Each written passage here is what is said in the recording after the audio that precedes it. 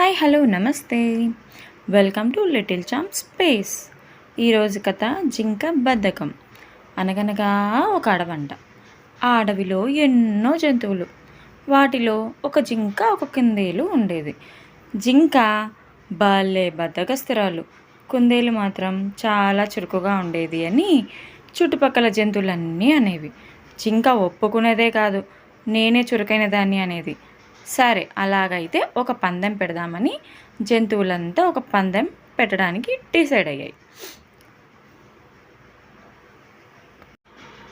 దగ్గరే ఉన్న చెట్ల పొదల్లో ఒక దుంపని దాచాయి.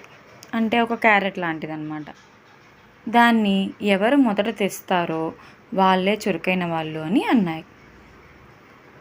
జింక కుందేలు రెండు బాగా వెతికాయి.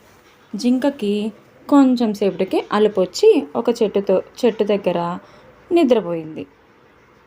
కుందేలు మాత్రం బాగా వెతికి వెతికి వెతికి చివరకు జింక ఉండే చెట్టు తొర్రలోనే ఆ దుంపని కనిపెట్టింది. అప్పుడు అన్ని జంతువులు కుందేలు తెలివిని చురుకుదనాన్ని పొగిడాయి. ఆ దుంపని కుందేలుకే ఇచ్చాయి.